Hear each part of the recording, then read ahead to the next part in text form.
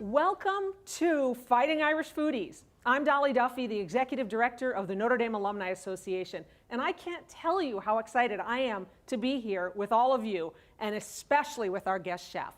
I want to tell you a little bit. I was on my way here, coming across campus. It's really cold here. There's a lot of snow, but you can feel the warmth just around the corner, just looking at the faces of all of our students. It's so great to have them back. It's so great to have them all over campus. And so soon we'll all be able to gather again on campus and not wear masks. Speaking of masks, before we even start, I want to say we are doing everything we can to have this show be completely safe. Chef and I have a big thing of plexiglass between us. All of our camera people and all the extras all have double masks on. So we want you to know that even in the face of cooking and doing all of this, we are being incredibly safe. So Fighting Irish Foodies, this is going to be a monthly show, and you are in on the very first one. We'll have a different Notre Dame chef every single month, and making things like what we're going to do today, and barbecue and side dishes and other recipes. So this is just the beginning. We're starting with dessert because you should start with the sweetest things first. During this, if you have any questions, click on that green chat button on the lower right screen, and we'll do our best, really, Chef will do her best, to answer all of the questions during today's show. Please know that we're going to post a video of this after the show, so you'll be able to watch this on the ND Loyal YouTube channel this evening. So now, we have a real incredible chef here. I've started having so much fun before the cameras even turned on. She is Notre Dame Dining's executive pastry chef. She grew up in Ponce, Puerto Rico. Did I pronounce that right? Yes. Great. Yes. I've actually been there. And her career, I'll start and tell you her career a little bit about before she came here, but she went to cooking school, worked in Tampa, and then came to Notre Dame. So why Notre Dame, and tell us a little about your background in cooking school and where you worked. Well, thank you, Dolly. First, I went to culinary school at Le Cordon Bleu in Orlando. I got my degree in patisserie and baking. I have been baking for professionally 14 years, and I went right from there into Disney properties, very, very high volume production. I went from there to manage a small wedding cake and cupcake shop for a little bit and realized I like big production. I just love doing things in the masses. I get kind of bored doing just like a few cupcakes here and a little cake there. So I went from there to the Tampa Marriott Waterside, and Notre Dame recruiter reached out to me on LinkedIn, told me all about it. I came out here, I did my cooking interview. Everybody was so warm and welcoming. I felt like family already, and I hadn't even joined the team. So I was sold from day one. That's great. Well, we're the better for it. So just before we begin, I'm going to guess that some of you in the audience are thinking, okay, wait a minute. I tuned in because I also wanted to see Lou Nani. Where is he? Well, unfortunately, Lou is under the weather, and I am his stand-in. I know that might be a bit of a disappointment, like maybe going to see Bruce Springsteen and having a backup singer come forward and take over the show. But I'll try my best to be a little bit as fun as Lou. I'm not sure I can be as humorous as Lou, but I do want you to know I can definitely cook better than Lou. So we'll see with that if I actually have a job when this is all over with. Now, let's get down to business. Chef Sai, will you tell us a little bit about the equipment and tools that we'll be using today? Absolutely. Today we will be making the Notre Dame shortbread cookie. We make this cookie by the thousands for every special occasion on campus. You are going to need a stand mixer with a paddle attachment. Won't come off. If you don't have a stand mixer, you can use a hand blender, a hand mixer.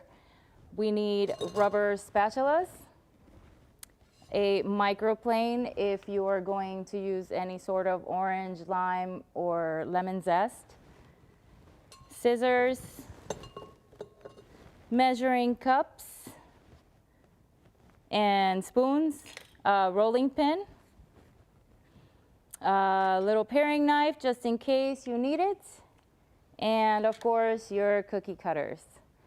I also have a few skewers here, some deli containers and spoons as well for mixing my colors of royal icing, and the skewers are also for spreading my royal icing. Over here to my right, I have an assortment of, a very large assortment of beautiful sprinkles and sparkles, and we will go over that as soon as we are ready to decorate our cookies. I will show you some really cool tricks. So let's get started. Are you ready? I'm ready. All right. So grab your measuring spoons and your measuring cups. We are going to start with the butter and the sugar and the salt. Okay? We need 3 whole sticks and then 6 tablespoons from that 4th stick of butter.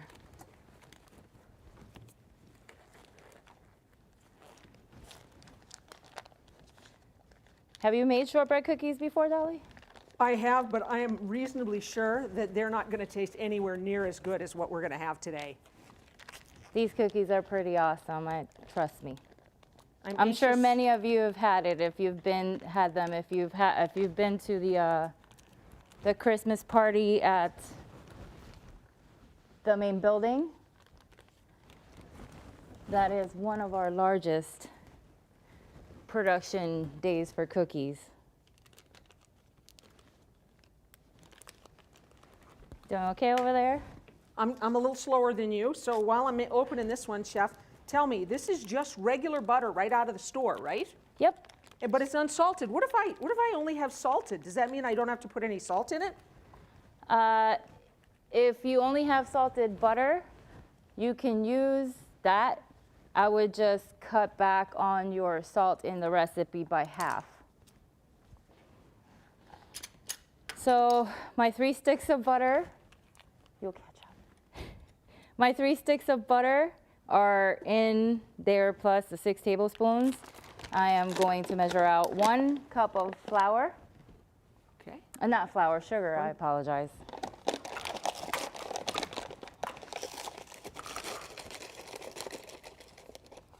Nice level cup. Put that in your mixer.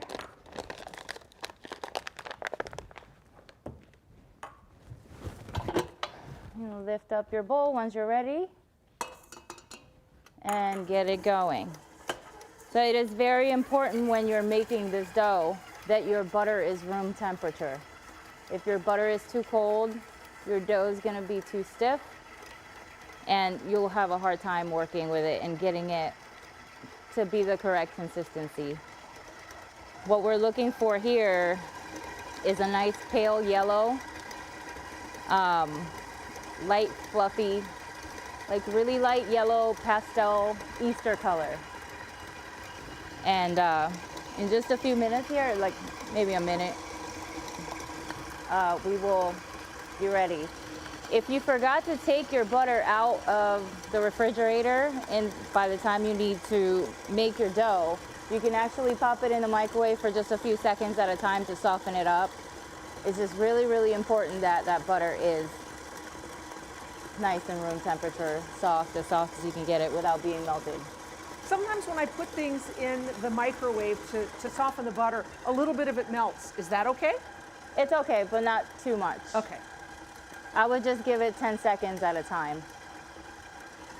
Oh, this is beautiful. I'm kind of a butter person. Like You are? I love butter. So, do you have like a go-to butter that you always use, or is butter butter? Well, it depends on what I'm making. Guys, I apologize. I forgot to add my salt into my recipe here. I need 1 teaspoon plus 1/4 teaspoon of salt. Chef Si, we just got a question in from Jennifer, who's from Bradenton, Florida. And she wanted to know if you were using salted butter today or unsalted butter today. I am using unsalted butter.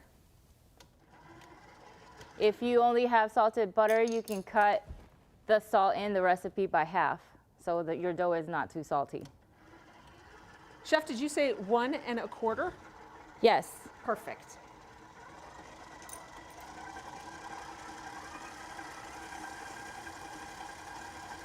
So what's your favorite brand of butter?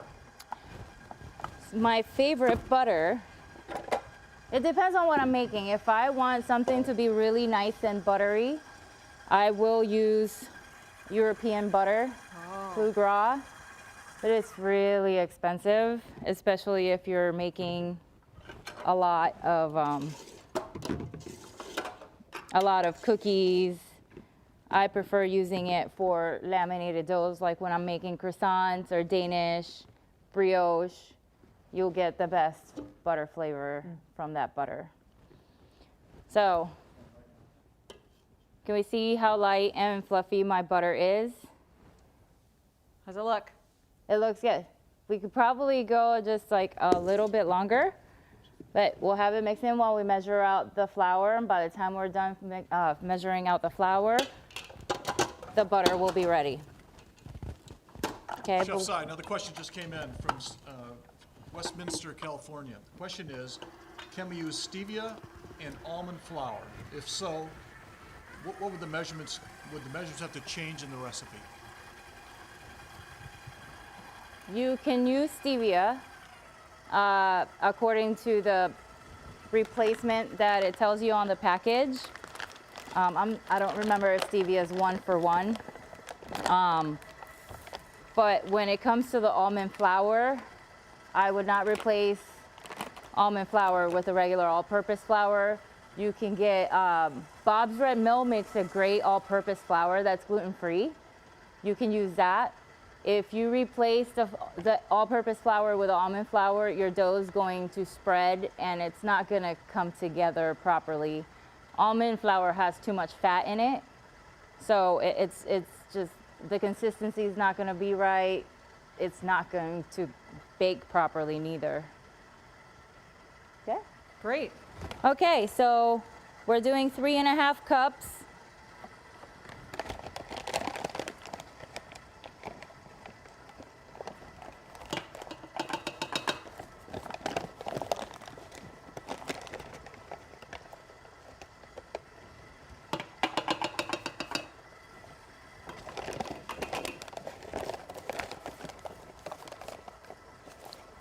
Because we are creamy here, there's no need to sift it.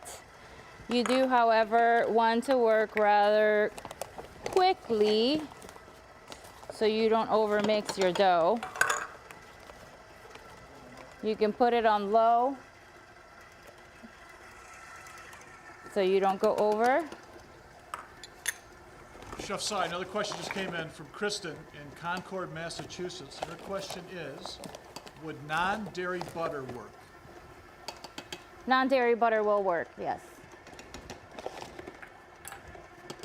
So Dolly, we're also gonna do 6 tablespoons of flour. On top of 3½ cups? Yep. Great.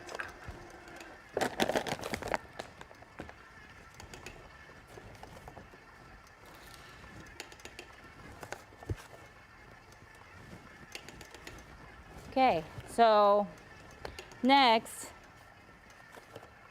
Dolly here is going to be making a vanilla shortbread. I'm going to make orange almond, just so you can see a little difference.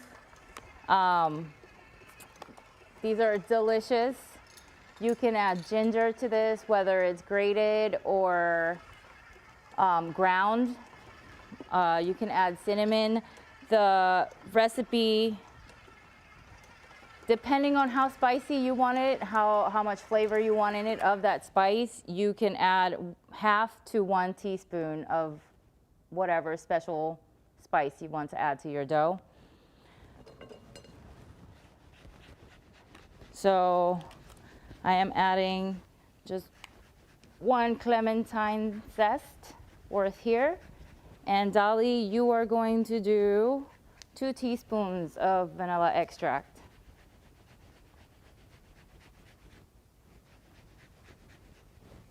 My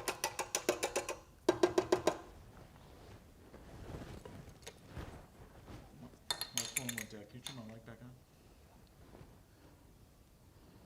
I'm going to do 2 teaspoons of almond extract. So I have another question for you from Susan from South Bend. She wants to know which is the official Notre Dame shortbread cookie? Is it the one Dolly's doing or the one that you're doing?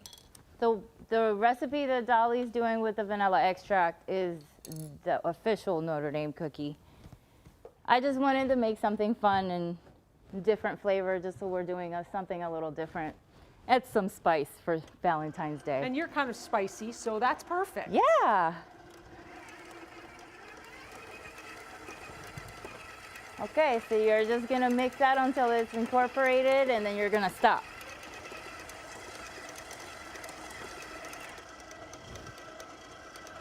Your dough form. Yep. Should I go a little longer, just to be sure?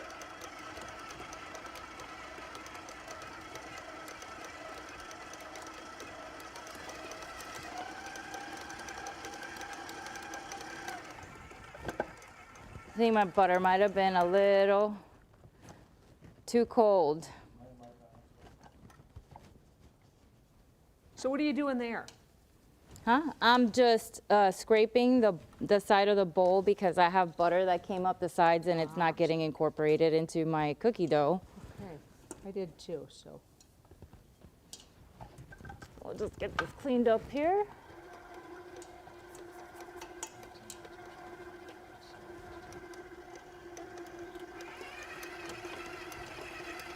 So you just want to mix this until it just comes together. You don't want to mix it until it's just completely doughy and just climbing up the sides of the bowl. Can I get my mic on again? I will show you in just 1 second because mine is almost done. Chef Si, I just got another question. This is from Western Springs, Illinois. Here's the question. I have read some shortbread recipes that add cornstarch to the recipe. What is the reason for some recipes calling for that? To keep them from spreading as much. I mean, it just depends on the outcome that you're looking for. So mine here, super simple, 4 ingredients, 5 ingredients. Yes.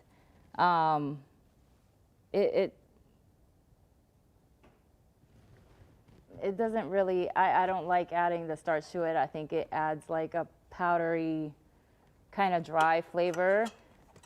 It leaves like a dry taste in your mouth after you eat the cookie instead of being kind of like more buttery. So is this a smaller version of the exact same recipe that our students get to eat in the dining hall? Yes. All right. Much, So much those of you, smaller. yeah, so those of you who have students here at Notre Dame, you might tell them if they've not had one of these, they're missing out. Okay, so you see my dough's a little crumbly there. My butter was probably just still a little too cold. I'm saying that mine's not crumbly, it looks perfect. Okay. I'm just saying. Let's see it. You can see, beautiful. Yep. There you go. So I have what I normally do in the bakery is we actually make this in a 140 quart bowl. So we can probably fit up to 150 pounds of dough in there. It's a lot. That's a lot. So you're literally mixing it, and then does somebody scoop it out for every single cookie? So right now what we're going to do, this would get pressed onto, I usually shape it into a nice rectangle and plastic wrap it really tight, set it in the refrigerator for about 20 minutes so that the gluten that's developed while mixing can relax and your cookies won't shrink. And also it will help with rolling out and cutting them so that they don't stick to stick to the table when you cut them out. It'll be easier to pick them up without them getting misshapen. And did you do that in one rectangle or two? You can do two or you can do one. Two, you can make two smaller rectangles. It just makes it easier depending on how big your rolling pin is. Okay. So, and we do have plastic wrap here. So I get a nice long piece.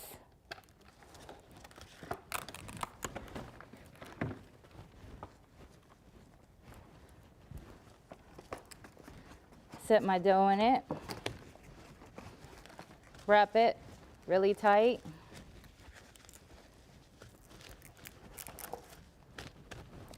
And you want to make it kind of thin and even so that when you're ready to roll your dough out, you're already starting off thin and you don't have to work as hard to get to the thickness that you are trying to reach. This has the fancy little thing that cuts it. I don't have that at home. I think I might need it. Those are awesome. I have them at home. In our bake shop, we actually use 24-inch rolls. So just a little bit bigger than what we have here. So How Dolly, many of these cookies do the students eat every year? whew,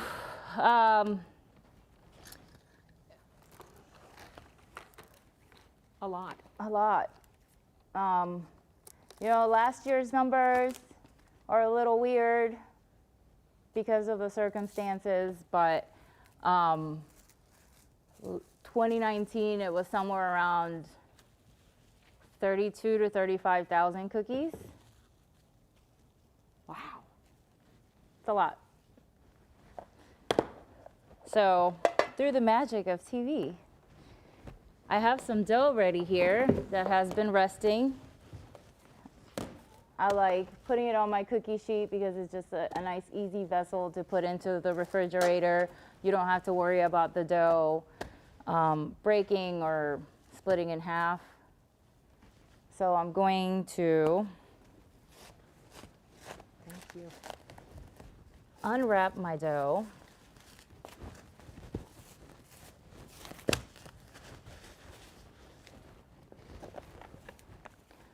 You want to grab a little bit of flour, not too much.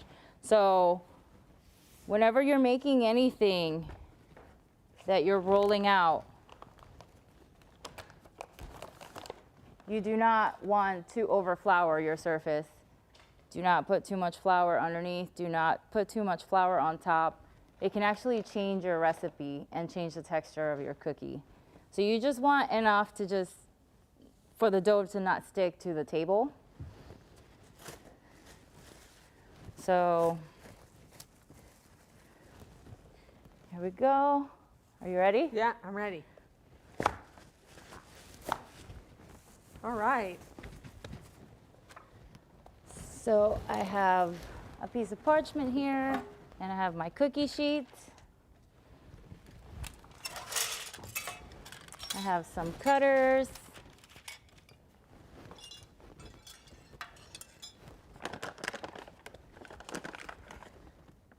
So do you make them, for the students, do you make them in fun shapes or are they mostly round? Fun shapes. That's great. It depends on, they're seasonal. So for Halloween, we'll do ghosts. We've done Frankensteins. For Christmas, it's stockings and Santa hats. And you guys go to the trouble to decorate all of those cookies for our students. We do. That's pretty amazing. I want to tell them that. They need to know how lucky they are. Chef Si, we got a question from Pennsville, New Jersey. And they missed you talking about the splitting up of the eggs. Of the eggs? The eggs. The they did- eggs Can you are- show them? Just The eggs are in the royal icing. There's no eggs in the cookie recipe.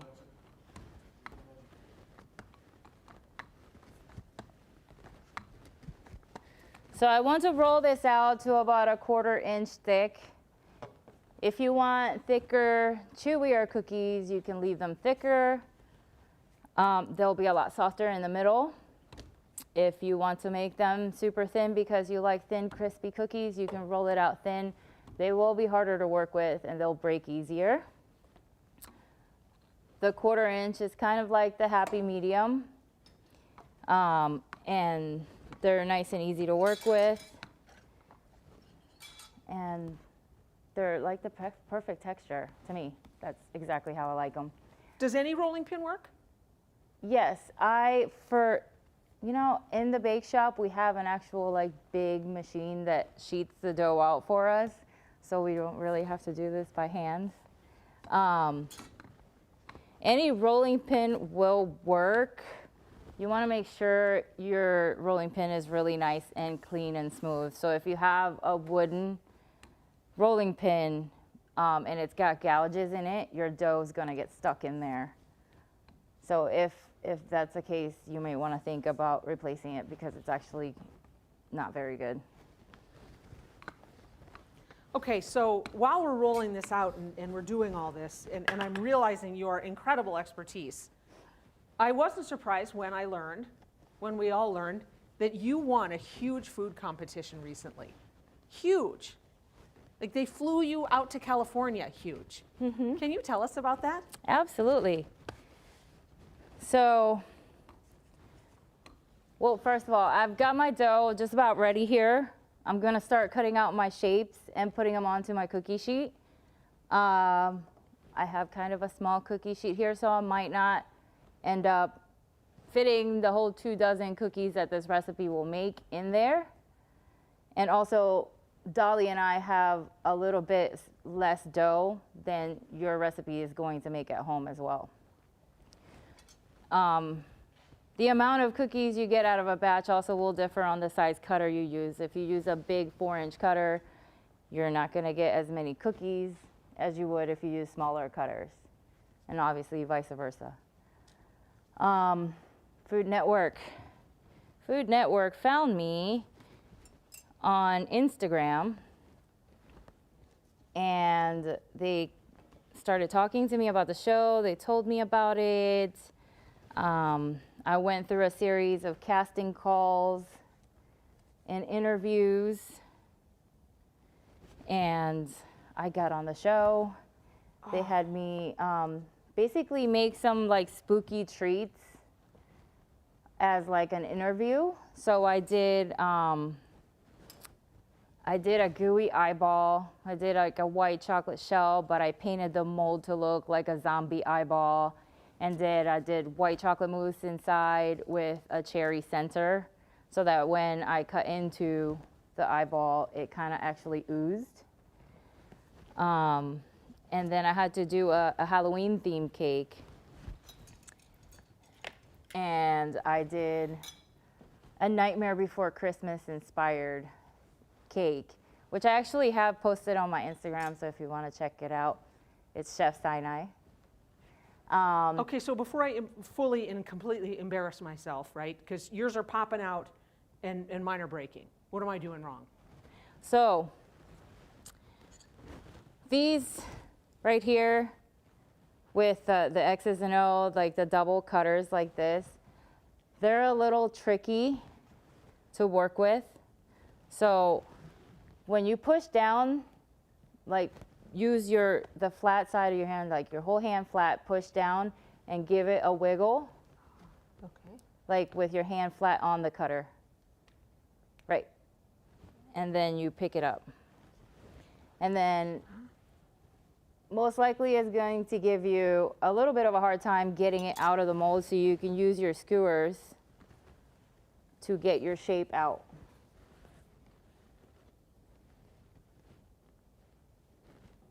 And so do you do that with all of the shapes? Well, when we are mass producing, I really try to avoid the crazy shapes and see. Okay, so back to your award-winning show. They flew you out to LA. Mm-hmm. How long were you there? I was in LA for a total of 2.5 weeks. They wanted us there a few days early to COVID test. And then we started filming, I think 4 days later. And it took 2.5 weeks. Every time we baked, somebody new went home. We started out with 10 people, and they actually tricked us we thought that the last show with the severed limb cakes was actually the finale, and it wasn't. So that was a really nice surprise where Michelle and I wound up baking against each other. It's just very emotional for me because we became really good friends. We became close on the show. So it really, really hurt me to go against my friend, but it was great. It was a great experience. I'd do it again. And then I think I read that you won, and then you had to come back to South Bend and say absolutely nothing. For Yes. how long? For roughly 3 months, I had to keep quiet. I could not say anything. Did your family know? No. Oh, wow. So if you break your cookie when you're trying to get it out of your cookie cutter, you can kind of press it back together. This dough is pretty forgiving, and it will actually stay in whatever shape you put it in. It won't really spread and get thin. So I have another difficult cutter here with and it broke again. So I'm growing a little concerned about this Valentine's Day because one of my hearts looks like it's broken.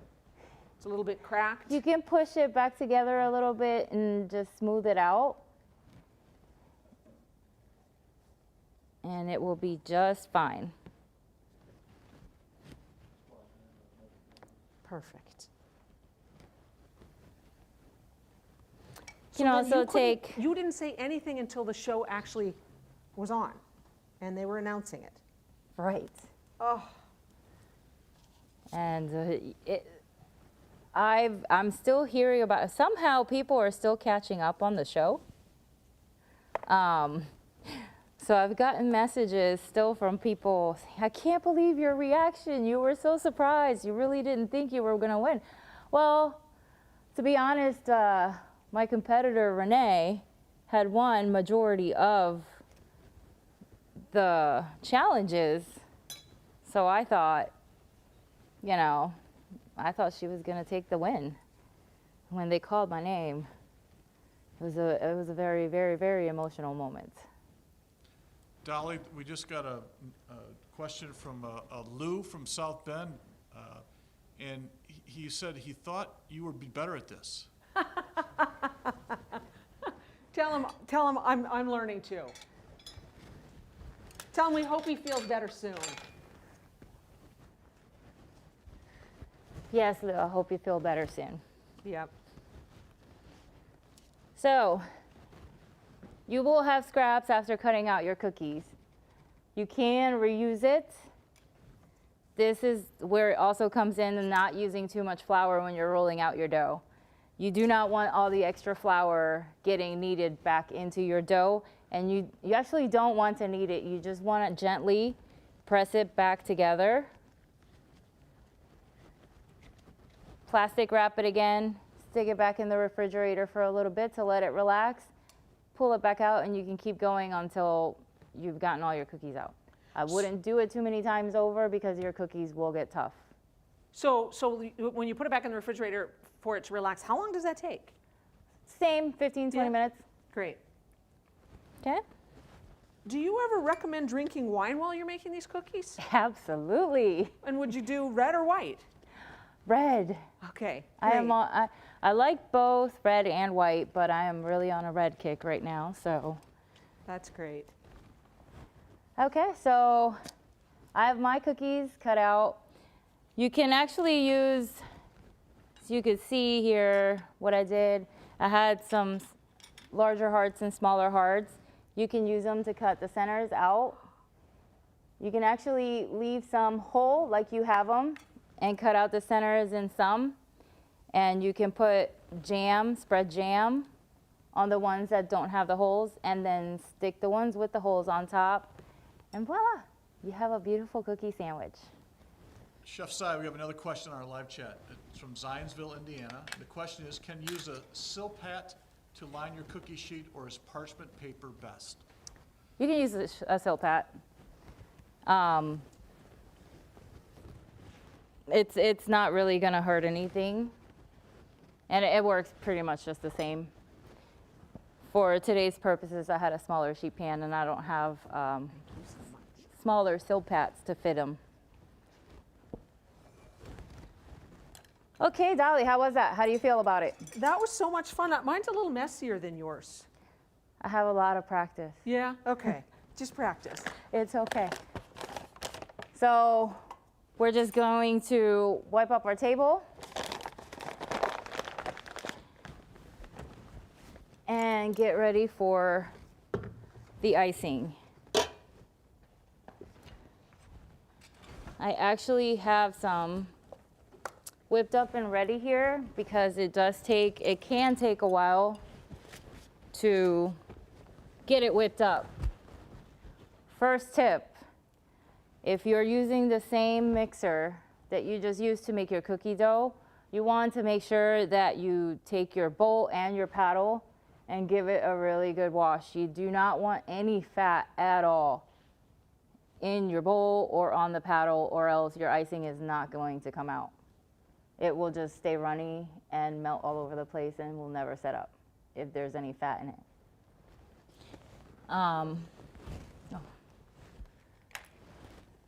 So you are going to take 4 cups of powdered sugar from underneath the table.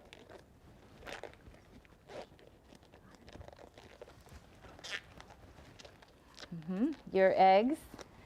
So we're doing it 2 different ways so you can see 2 different products and ways to do it. So Ms. Dolly here has liquid egg whites, which you can find in the refrigerator section next to the eggs.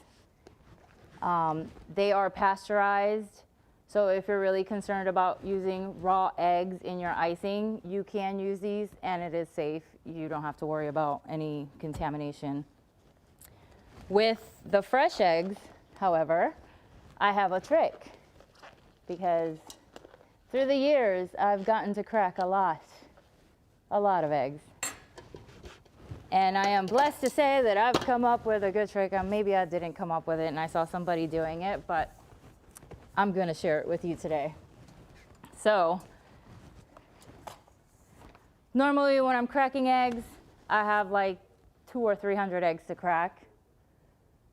It's a lot.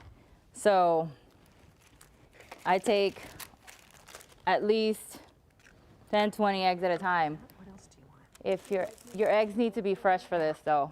If your eggs are not fresh, your yolks will break in the bowl. So I take my 4 eggs and crack them into the bowl. And Dolly, you can do the same, even though you're going to use the liquid eggs. But I want you to try it and see how comfortable it feels for you.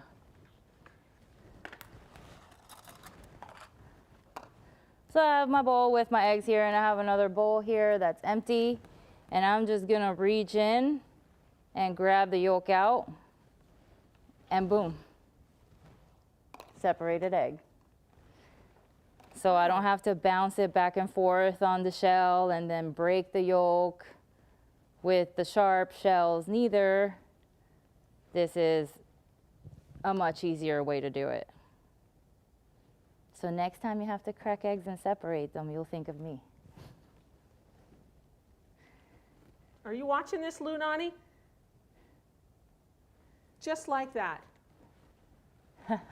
Good job. Lou confessed earlier this week that he has never cracked an egg ever No. in his entire life. No. Yeah, so All right.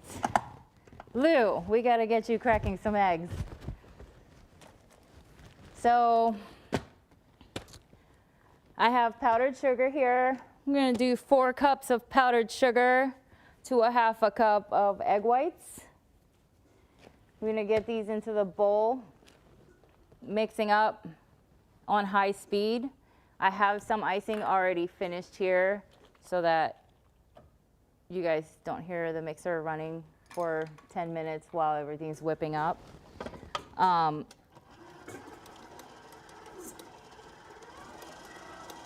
So you want to start by adding only 3/4 of your whites. It depends on where you are. Today, I used a lot more whites than I normally would because it's cold and it's super dry here. If you're somewhere south, if you're in Florida, somewhere where there's a lot of humidity, you're probably gonna use less whites. So the recipe is kind of sort of like a guide.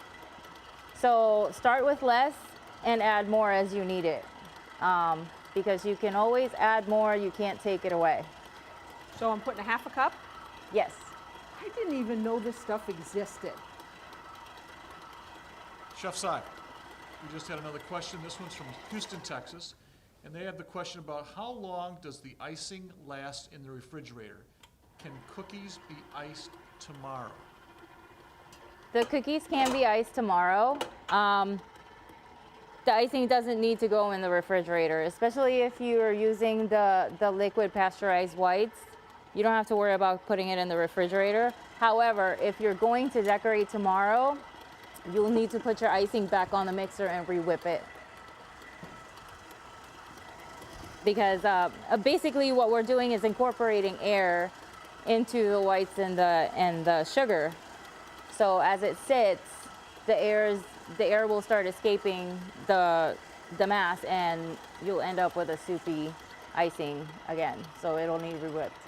So I have my half a cup of egg whites. How much do I put in of the sugar? 4 cups 4 of cups. sugar. Hey. So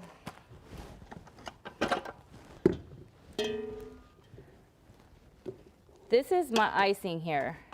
You see how when I pull it up off the mixer, it forms a V. It's nice and smooth, it's not choppy, it's not chunky. The icing has a nice shine to it, and it's easy to drag the paddle through it, okay? Just to give yourself a little bit more working time while you're icing the cookies, you can add more egg whites at this point, just to make it a little smoother and a little easier on your hand when you're whipping. Doing okay over there? Yeah, I'm spilling a little bit. I'm pretending I'm not, but I am. So I'm just gonna add just a few. I think it was like a whole egg white, 1 more egg white that I threw in here. How do you know? How do people at home, if they're doing this, how do they know when you add more egg whites? And how If much? it's too thick, Yeah. if it's too thick, and trust me, after you've done this a couple of times, this is the tricky part of the icing. It kind of has to be like what you like, what texture you like working with, and it feels good when you're like decorating the cookies. You just have to play around with it. I would start off thick and then add more whites as you go if you want it to be looser. Chef Sy, another question. This one's from Western Springs, Illinois. And the question is, what are your thoughts on using meringue powder for the icing rather than fresh whites? Stability. I know a lot of people like using the meringue powder.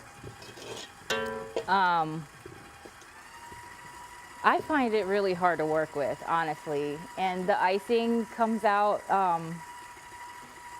like meringue. This is more like icing. So when you bite into the cookie, it's kind of like spongy when the icing sets up. It's just a weird texture to me, and I don't really care for it. Other people do, but. Okay, so I've loosened up my icing quite a bit. And this is kind of what you're gonna want to be able to pipe your borders. See how it's shiny and glossy? And it rolls off my paddle, but it's not flowing off of my paddle, okay? That is what you're looking for. I think I need a little more powdered sugar then.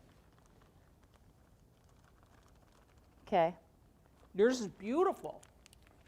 I have a little bit of practice though. So we'll see how that one comes out.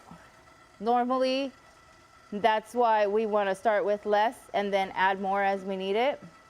So thank you. A lot of times when I do that and I've added more sugar, depending on, again, the humidity in the room, powdered sugar is hygroscopic, so it will absorb the moisture in the air and it gets beady really fast. So it may work, it may not work.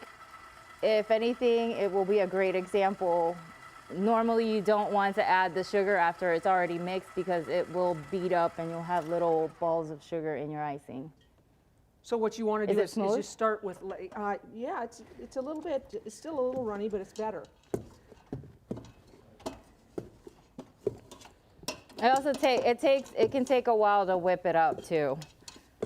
Like I said, I had this one whipping in the back for a few minutes, but this is exactly what you're looking for. And so the icing is just 2 ingredients. Mm-hmm. Wow. I always thought you had to have butter and everything else to it. Oh. Dolly, we got some questions from some local dentists in town. From some local what? Dentists in Local South Bend. dentists. And they want to know if your kids are available to come in and have their teeth cleaned because of all the sugar you put. Tell them that I've been encouraging them to get their teeth cleaned so I can keep giving them sugar.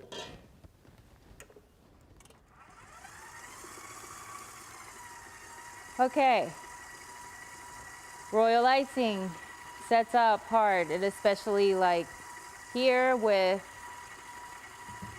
the low humidity, it starts setting up pretty fast.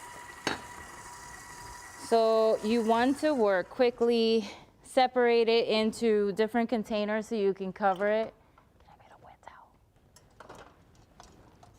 So I'm thinking mine might be a little too runny, right? Yes. So A lot. what should I do if it looks like this? I think it just needs to whip up some more. Great. But it's okay, because I have piping bags right underneath ready to go for you. Perfect. So at this stage, it's ready to color. The color, you want to make sure you use gel food color. If you use liquid food color, it will thin down your icing, especially if you're trying to go for a dark red, black, dark blue, any color like that. It will water down your icing. So just make sure you use gel food color. And if you can't get gel food color, then leave your icing a little stiffer so that it will accommodate for the liquid you're adding in with the color. Make sense? Absolutely. Is there a certain brand that you think we should be using? Anyway, I mean, Wilton's great. Wilton is mostly what you can get at mainly the like grocery stores or Joann's or Michael's. So. At Joann's and Michael's you can get it. Oh yeah. Great. I used to do cakes from home, and I went to Michael's and Joann's a lot to get piping tips, piping bags, any big pans, cake pans. So. And did you have a private cake business? Is that what you did? I used to, because before I became a manager. Long time ago. I used to make cakes from home. My husband bought me a freezer so that I could use it to let my buttercreams get cold while I was building cakes.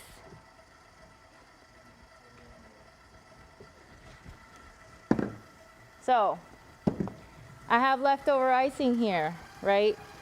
And like I said, the icing will start getting crusty and dry out. So have a little towel. You can use a paper towel. You can use one of these reusable towels. It's wet and I just wrung it out. And I'm just putting it down into my bowl, and it needs to be touching the royal icing directly.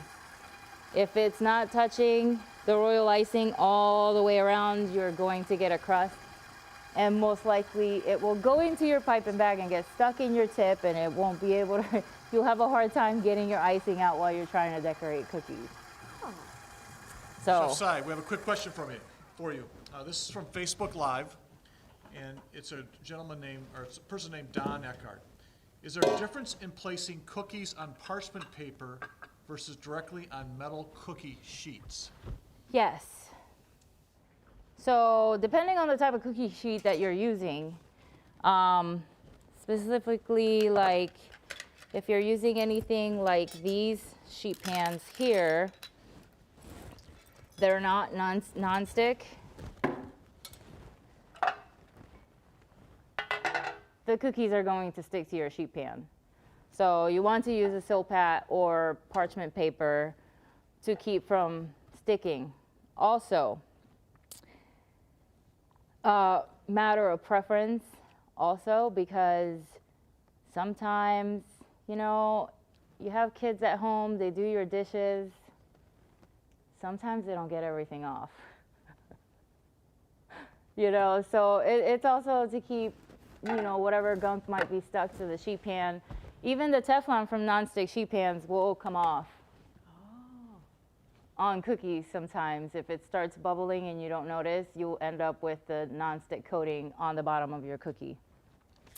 My kids, definitely. They're all watching, waiting to see what I'm going to say. They never get everything off all the dishes. I think that must be a rite of passage, you think? I think so. I think so. So, I have one more question real quick. It's from Kelly in Pennsville, New Jersey. And the question is it a half cup whites if you separate yourself as well? yes.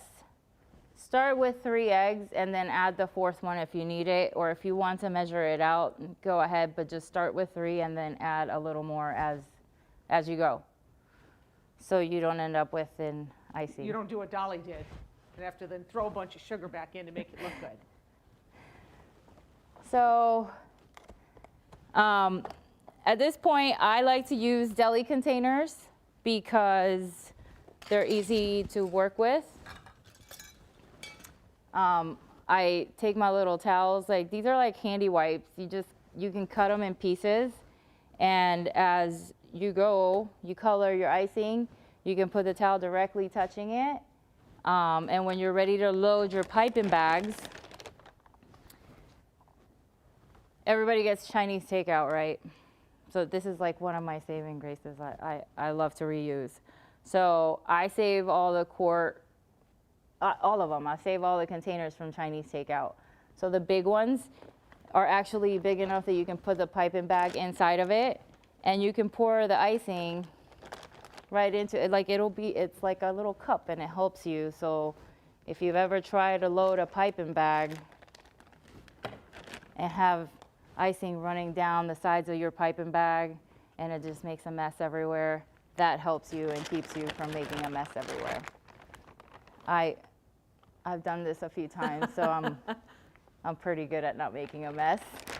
So I'm going to guess that you're not piping a lot of cookies right now because you are a manager. And but how do you do both? And who all do you manage? What does it look like day to day? I am, in fact, still hands-on, even though I'm a manager. So I am in the kitchen with my team producing. I'm sorry, what was the other question? So day to day, what does it look like? Day to day, you know, it changes. At the moment, we are doing special desserts in containers, COVID-safe containers for students in the halls. So everything's individually portioned. and it has its own lid. So cakes, like a red velvet cake, we have the little baking cup. We scoop the cake into it, bake it off, cool it down, put some cream cheese icing on it, some sprinkles or chocolate shavings, put a lid on it, and that's how it goes to the students. So instead of sending whole sheet cakes or whole pies, whole cheesecakes, anything like that, they're actually getting individual desserts that they can just go through the line, pick up, and take with them. So that's, we're pushing about 2,000 of those a day. 2,000 individual desserts a day? Yes. Wow. That's on That's a top lot. of everything else. I mean, we're pretty much like 95% scratch. So everything is made here. The croissants are made here. The danishes are made here. Biscuits, scones, pizza dough. Well, I have to say, I have a sophomore here at Notre Dame, and now that I know all this, he'll never, ever be able to complain to me again about the food. He doesn't complain a lot, but now I'll tell him, no, I know better. This stuff is all from scratch. It's great. We Chef work Simon, really hard. Got another question for you. It's from Rose from Indiana. And her question is, can you freeze unused cookie dough? Absolutely. So as long as you plastic wrap it really nice and tight, I would actually, if you're going to freeze it, I would double it. So plastic wrap it twice and then do it again, the opposite direction from where you originally wrapped it. I hope that makes sense. And it will store in the freezer for about 3 months. You just want to pull it out the day before in the refrigerator to thaw it out, and then leave it out for about half an hour to 45 minutes to loosen up the dough so that it's not too cold to roll out. Great. Here, I have a trick for your piping bag. So if you guys have decorated cookies at home or cakes or anything and attempted using a piping bag and put too much filling in there, too much buttercream, too much icing, whatever you're using, everybody, even I did it before I went to school, the icing starts coming out the top. It just explodes everywhere and you end up with buttercream on your shoulder. It's great. So I take plastic wrap to avoid this from happening, and I bunch it up like this. I give it a little stretch,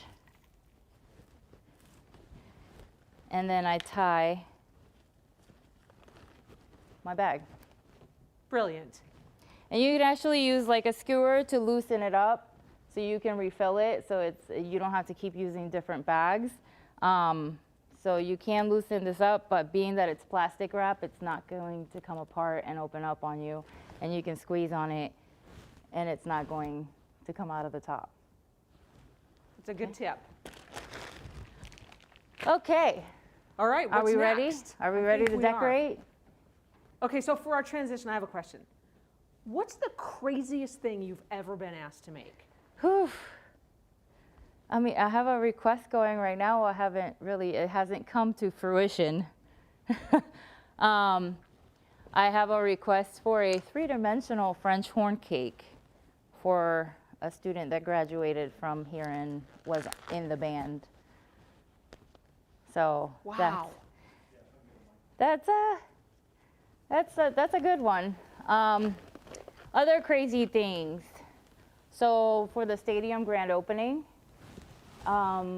we did a Death by Chocolate event, and that was actually one of my favorite events that I've done here. I actually had 3 of the suites in the Corbett side, and it was an entire chocolate experience. So you went in one room, and you went around. Maybe some of you have actually got to go to the event, but you walked around the room and you got to make your own truffle box. And then I was in the middle room. I had a chocolate showpiece already built, and I was also building one on site, showing everyone how to like make flowers out of chocolate and put the showpiece together. And then the last room was a chocolate and champagne experience. So we had about 10 different chocolate desserts. And I had a big table in the center with about 15 different types of chocolate. So you could taste the chocolate while you're tasting your champagne. We had different types of champagne as well. It was really a great experience. That sounds like a celebration. Yes. And then last but not least, it was the football season before last. I had to do chocolate showpiece centerpieces for the development tailgates. They had like dinner and a show the Thursdays before the game. And so it was, it varied somewhere around like 300 people, give or take. So it was pretty much every home game. I had about 30 plus individual showpieces to do with desserts going around it. So that was one of the biggest undertakings that I've actually done here. Wow, that's great. So, you ready? All right, think I'm ready. Are we excited? I am so excited. You're going to make some gorgeous cookies. Chef Sai, while you're getting ready for that, we just have another question. This is a loaded question. It's from Anna from San Diego, California. She wants to know, would you agree with her that North Dining Hall has the best cookies and food on campus? Well, you know what? I am going to tell you that they do have the best cookies because they come from us. In North Dining Hall? Yes, my bake shop actually provides the entire campus. So North and South Dining Hall, the retail outlets, the dessert shop and Duncan Student Center. We do desserts for Legends and Morrison as well. And we also provide for the dining halls at Holy Cross College and St. Mary's as well. Wow. So we stay busy. Okay, so Right. I have a little platter of cookies underneath.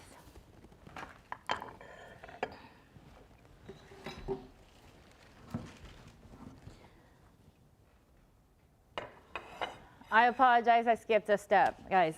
Your cookies will go into the oven at 325 for approximately 10 to 15 minutes. It depends on your oven, honestly, the oven and the altitude. Today, when I baked these off, they took about 8 to 10 minutes, but I have industrial ovens. Your oven at home, whether it's electric or it's gas, you'll just have to kind of watch them and gauge it. You want your cookie to be light on the top. Underneath, you're gonna see unevenness because as the water is evaporating from the cookie when it's baking, it'll create little air pockets underneath. But you want a nice caramelization around the edges of your cookie. If it's really light and pale underneath here, it's not done. It needs to bake more. This color, this consistency, this thickness is perfect for decorating. You can handle them, you can pick them up, you can do whatever you need to do with them, and they're pretty sturdy. So. Oh, and they smell good. They taste even better. Are you ready? I am. Did you pick your cookie? I picked a heart. Okay. So your piping bags are already open. Grab yourself a skewer and your wet towel underneath. Great. Let me know when it's open. Chefs, this one's from, I think it's from Dolly, for Dolly. It's Riley from South Bend. She says, Mom, should I stop by your house for some cookies when I leave work tonight? Tell her she should stop by the house to make cookies after she leaves work tonight. That would be even better. And this is for Sai. This is from Juan from Michigan. Can you clarify if and when it's necessary to preheat versus not preheat? What's the difference? Preheat your oven. Well,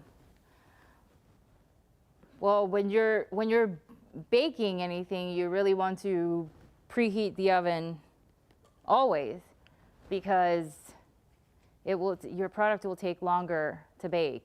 And actually, if you're baking cookies, whether it's this cookie or chocolate chip cookie, especially any chocolate chip cookie, macadamia nut, any other type of cookie like that, you want to make sure your oven is up to temperature before you put your cookies in there, because the butter will start melting before your temperature is up, and they'll spread and they'll just be like little discs instead of like rising and being nice and pretty like they normally would be. So I have my bags here with the icing already in there and my icing tips ready to go. Yours are already open.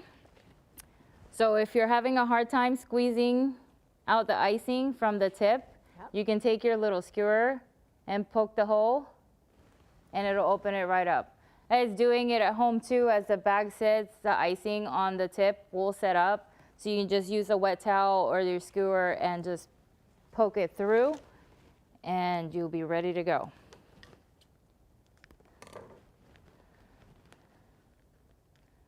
I'm watching you. I don't fancy myself being very creative.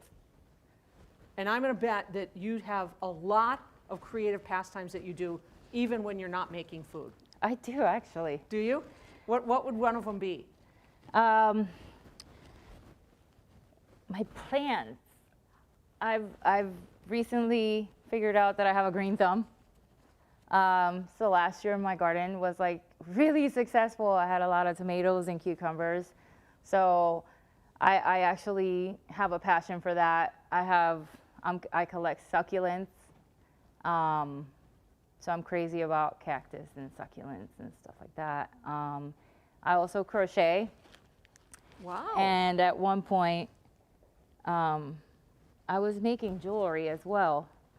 I just don't really have the time for it anymore. So, but I do have a gigantic bucket or container of beads, a lot of them. So there's a huge difference of the stuff that you take out of your garden versus what you're baking with, right? Yes. What was your passion when you had your garden produce? Oh, I made a lot of pickles. I made salsa. I made spaghetti sauce. Wow. The neighbors got a lot of stuff too. So it was a lot of fun. It was very relaxing to come home from work every day and tend to my garden. So I have my cookie here. I'm going to start icing. So you want to start with piping your border. Once your border is on, you want to set it aside. Oh. I think Lunani would be better at this than I am. Really? Yeah. Oh, okay. So, holding the piping bag. Real quick, my icing ran off the side of the cookie like that. No worries, no big deal. Just take your finger and wipe it off. And you can go back over it and fix it, no problem.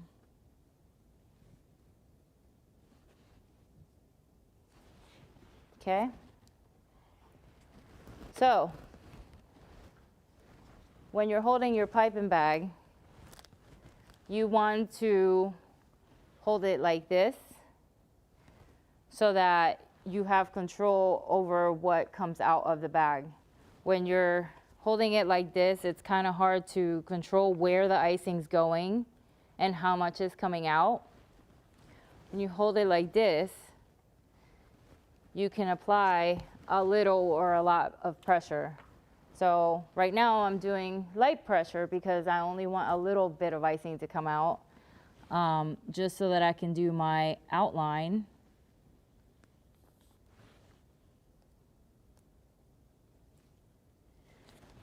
And if you're doing lips and you want to get fancy, you can actually do the middle like that. And I'll show you in just a few how that will look once we fill it in. If you have come to Notre Dame for football, you know this cookie. We do thousands of them for the tailgate tents, especially during football, and a lot of them for St. Patrick's Day as well. Oh, that looks good, see? Thanks. I'm watching you.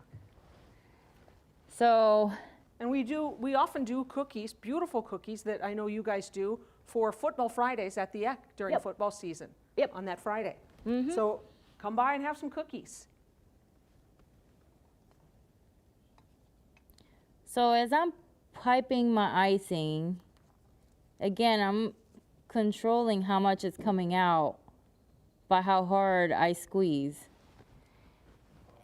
And I'm close. I'm like about a 1/4 inch away from the cookie. I don't want to be touching the cookie with my icing because then it's going to drag it and it's not going to look very good. You want to hold it over the cookie a little bit and just follow the outline of it. Chef Sy, we have a question from Washington, and I think you may have gone over this, but they missed this. Can you use gel food coloring to color buttercream frosting? Yes, I would actually rather use gel food coloring for coloring anything, buttercream or icings, because it doesn't change the texture of what you're working with. Sometimes the liquid food color, for one, it's not potent enough, it's not concentrated enough, so you have to end up adding so much color that if it's ever happened to you, you know what I'm talking about, like red. Sometimes you have to end up adding so much food color to what you're making that it ends up tasting like pith, like lemon rind. It's not a very good taste, or like chemicals. So, I'm gonna do one more here and show you a little trick. So, I have these pretty little sprinkles here.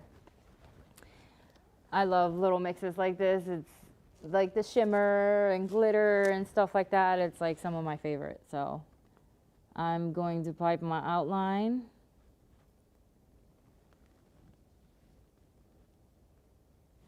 And I want to make this one a little thick because I am going to dip it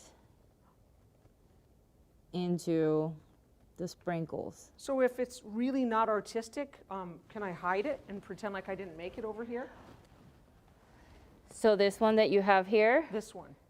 that one? It got a little messed Oh, up. We're gonna pretend that's like fine. Just dip it into the sprinkle. See, look. Okay. So it would help if you actually have like a flat plate, but you can dip the cookie that's outlined into the sprinkles, or you can just sprinkle them over top.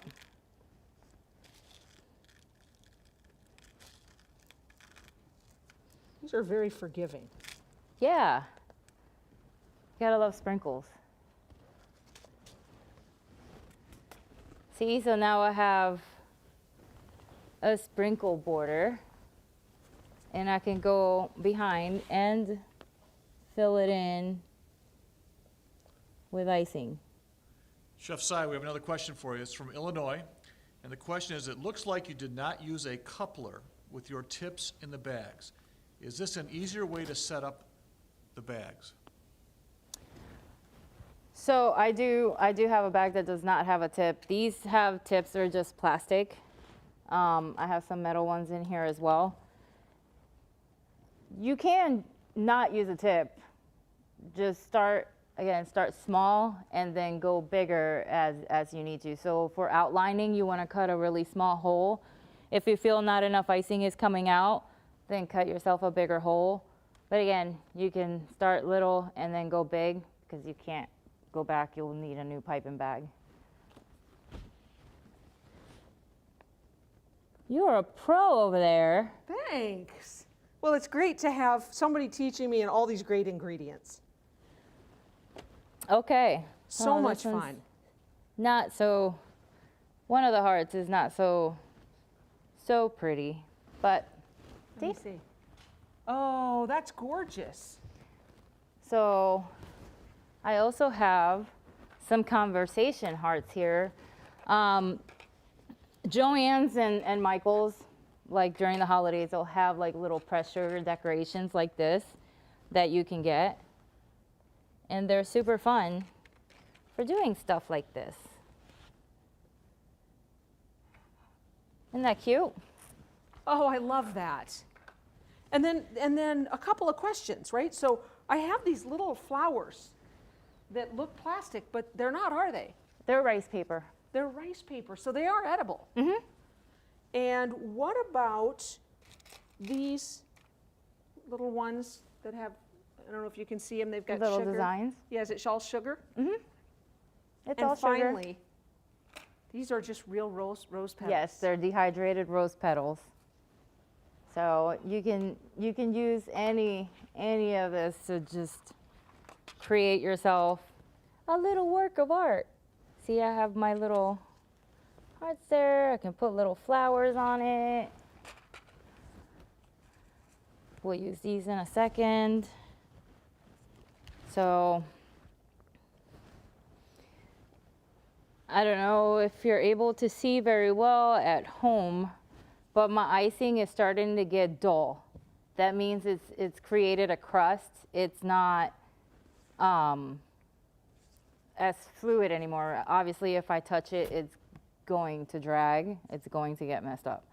But as long as it's formed the little shell already, I can go and fill in between.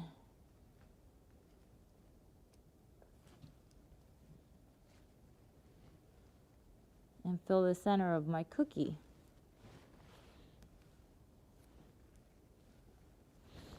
And you can take the little skewer and drag your icing out where you want it to fill in any gaps there are.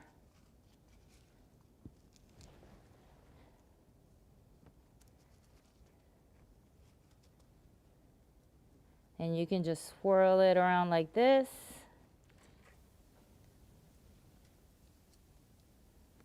Oh, Jeremy, if I get a mic again. How are you feeling over there? Oh, I'm so excited about this cookie. What do you think? That's gorgeous.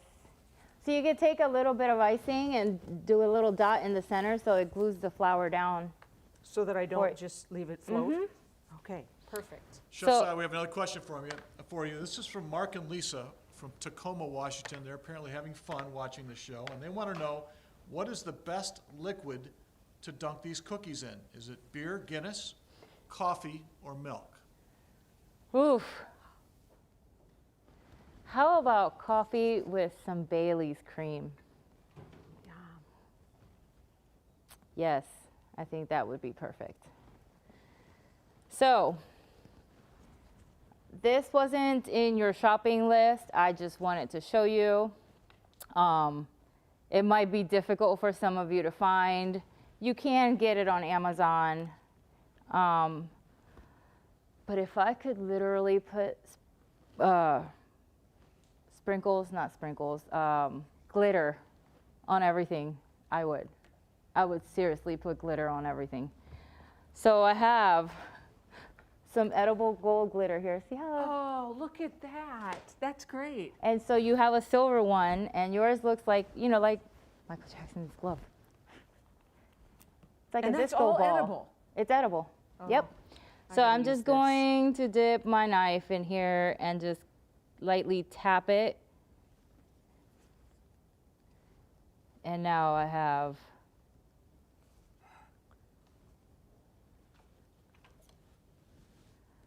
You do. However, if you manage to get your hands on this and you use it, warning, warning, be careful, because next thing you know, you're going to the grocery store and your face is covered in glitter,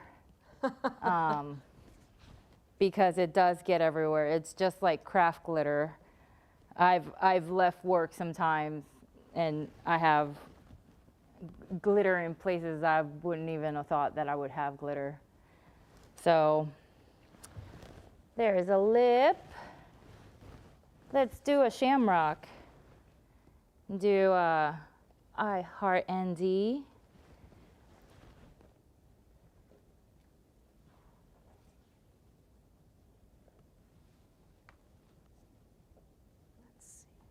So I like going around the outside, like going around the inside of the border that I created first, and then going through and just kind of rough filling it in. And you don't need 20 skewers if you're doing 20 different flavors. You could just 20 different colors. You could just wipe off your skewer and keep using it.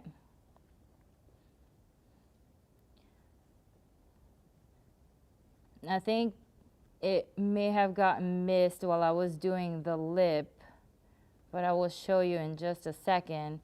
See how my icing is a little rough right here? I am going to show you how to make it smooth. I think I need a little more here. My lips look like when I used to put lipstick on when I was about 6 years old. pretty rough.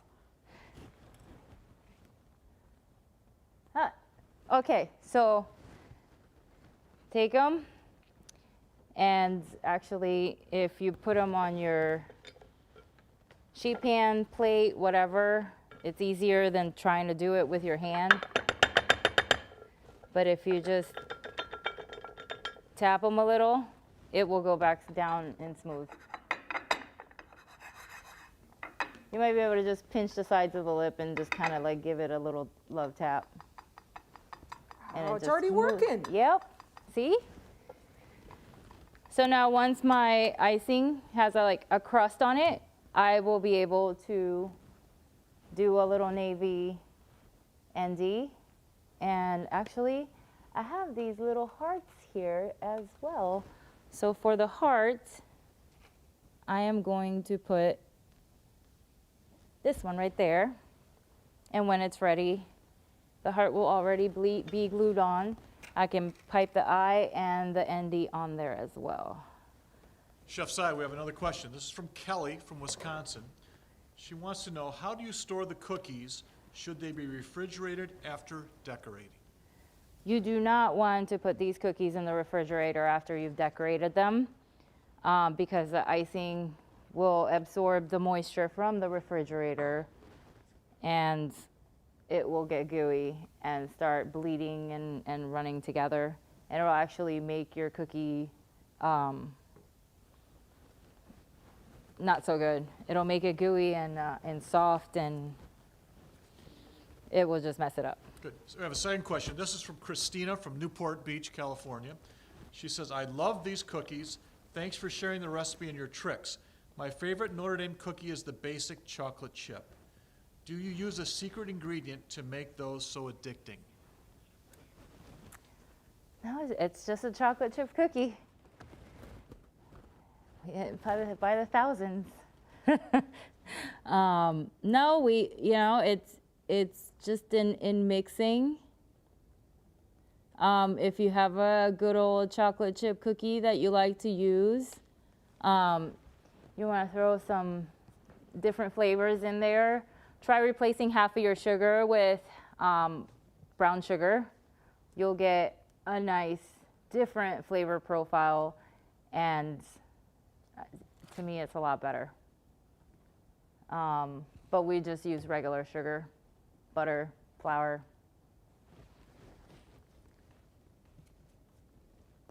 When you use butter for a chocolate chip cookie, how do you prevent it from getting too flat?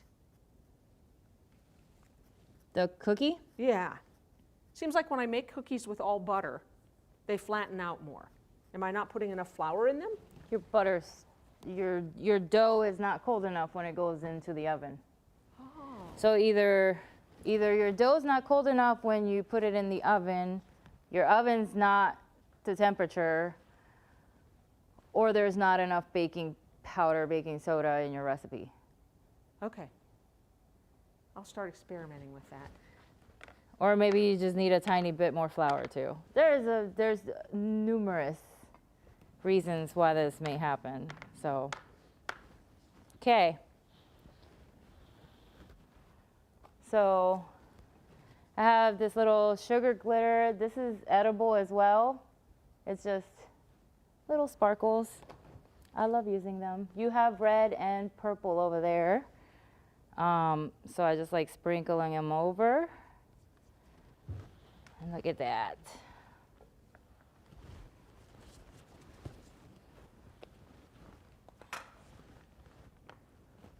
So I'm using my bag that does not have a tip. So I am going to start off with cutting a small hole and test it out, how it comes out. If it's too thin, then I'll cut a little bit more off. But just remember, you can take it off. You can take more off, but you can't add more back on.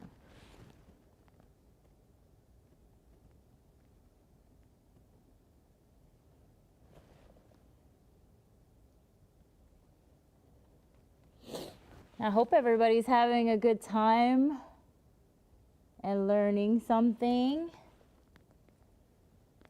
How about you, Dolly? I am. This is so much fun. Okay, have you made wedding cakes? Do you make the ones on campus? Actually, I've made all these behind us. These are dummy cakes. The inside of them is actually styrofoam, but the designs and everything I did. Two of them, well, actually 3 of them. This one and the 2 on the outside are all fondant, and the 2 on the inside are buttercream. I really like playing with textures and colors. I especially love doing marble work and, of course, glitter. But yeah, it's one of my favorite things to do, actually. Is to make a wedding cake? Yes. You know, that's your day. That's your day. Like, you can't do that over again. If you mess up the wedding cake, you just messed up the whole wedding, you know? So I always take extra care when doing my wedding cakes. So I was thinking maybe if things went really well, that I would say, I'm turning 60 this year. No way. Will you make my 60th birthday cake? Absolutely. All right, now Wait, you have all the way wait. till December, and so you, our audience, you have until December to do your shopping. Okay, well, wait a minute. What kind of cake? What are we talking about for design? Are we talking about 3-dimensional? I don't know. You know what? We'll talk about A it. full-size version of you. No, I won't go that far. That Okay. wouldn't be that good a cake.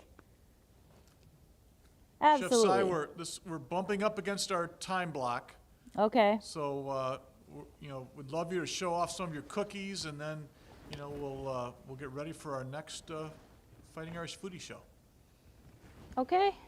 So